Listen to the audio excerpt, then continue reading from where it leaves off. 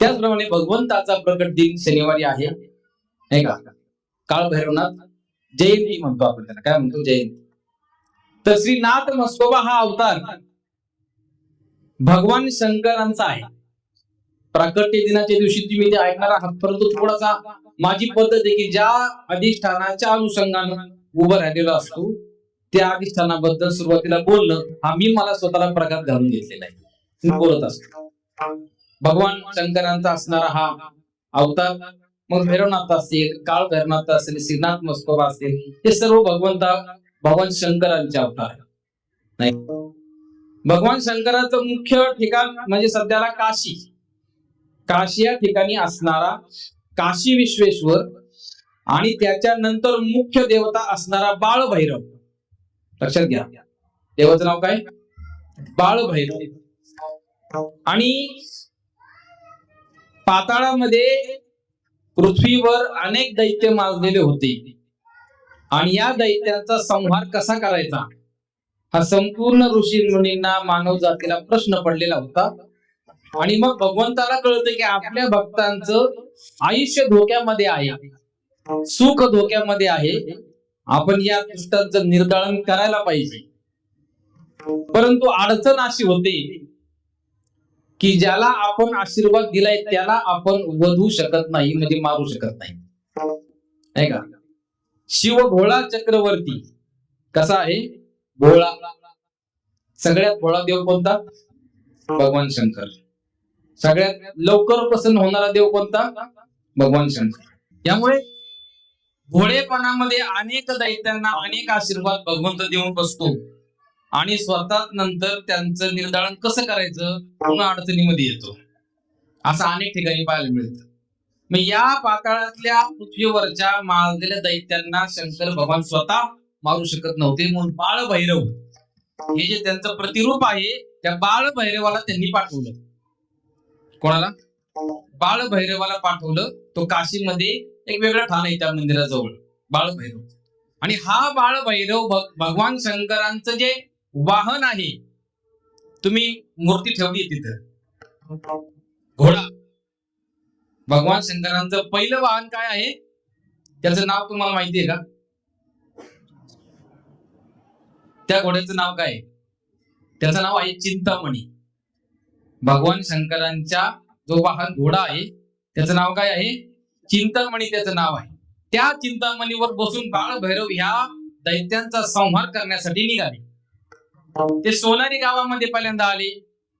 त्या ठिकाणी ते सिद्धनाथ झाले. सिद्धनाथ हा त्यांचा पहिला थांबण्याचा भाग. त्यानंतर ते श्री क्षेत्र वीर या ठिकाणी आले आणि मसनबाई असा भाग होता वेगळा. थोडक्यात अपवित्र जागा आपण ज्याला म्हणतो, म्हणतात बाजूला जातो आपण, त्या ठिकाणी ते थांबले. ती त्यांची एक थांबण्याची जागा आहे, म्हणून त्यांना नाव पडलं मस्कोबा. काय नाव पडलं? मस्कोबा. मसन साई मध्ये थांबले म्हणून नाव पडलं मस्कोबा. असं ते करत पुढे पुढे आल्यानंतर कोल्हापूरला आले. थोडक्यात तर सांगून पुढे जातो.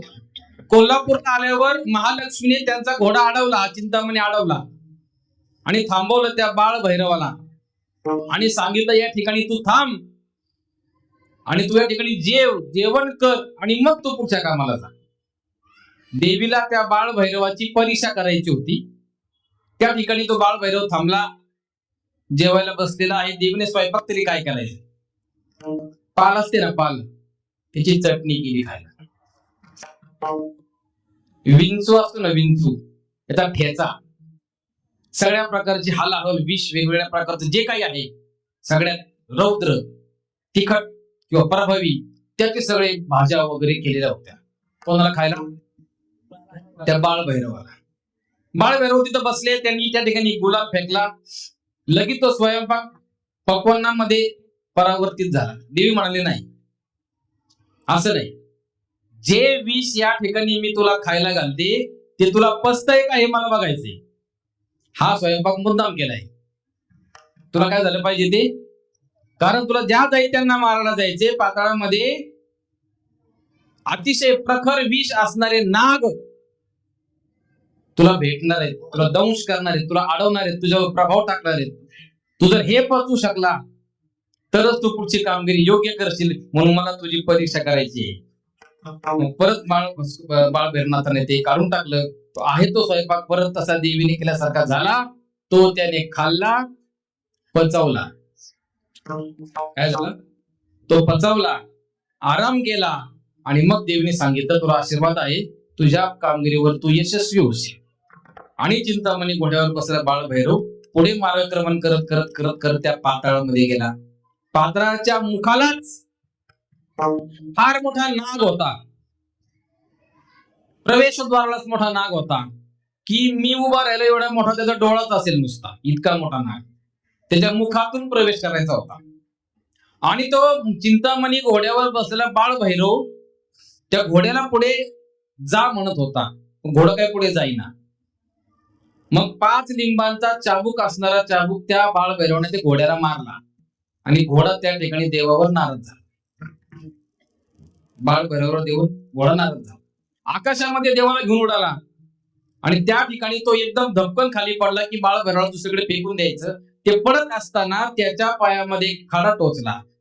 घोड्याच्या चिंतामणी घोड्याच्या पायामध्ये खडा टोचला आणि तो खडा नंतर घरंगळत घरंगळत जाऊन मंदिराबाहेर पडला.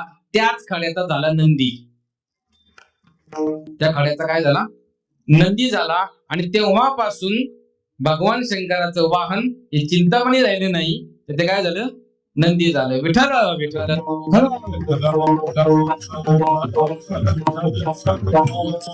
आणि मग त्या ठिकाणी त्या बाळ भैरवाने पराक्रमाच्या जोरावर त्या नागाला मारून आत प्रवेश केला. आत प्रवेश केल्यानंतर सगळ्या प्रकारचे विषारी नाग त्यांना मारायला त्या ठिकाणी आलेले होते.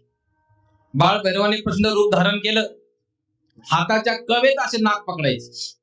एखादा उंच पुरा माणूस 4-5 जणांना पकडून आवळतो जोरात, तसे ते एकदम असे नाग आवळायचे, फेकून द्यायचे, आवळायचे, फेकून द्यायचे, असा पराक्रम चालू केला. हे करता करता एक नाग होता, त्याचं नाव होतं हाड्या.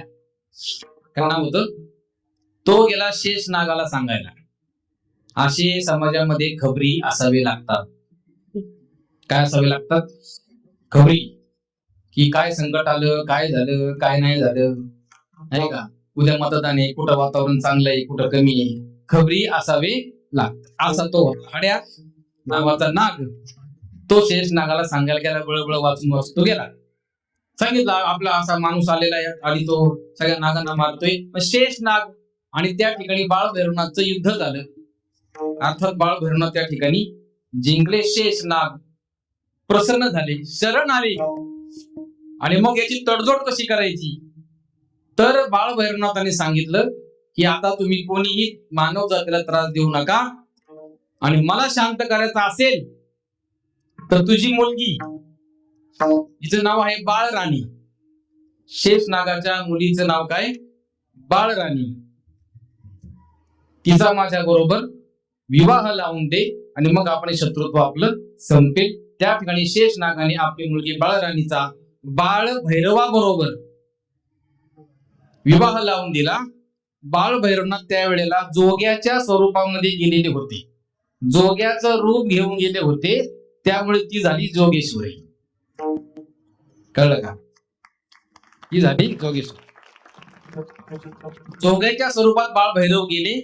बाळराणीचं बाळ भैरवाचं लग्न झालं. तिचं नाव झालं जोगेश्वरी. आणि तिला घेऊन भगवंत परत उलट्या दिशेने ज्या ज्या ठिकाणी ते येताना थांबले होते त्या प्रत्येक ठिकाणी त्या देवीला घेऊन गेले.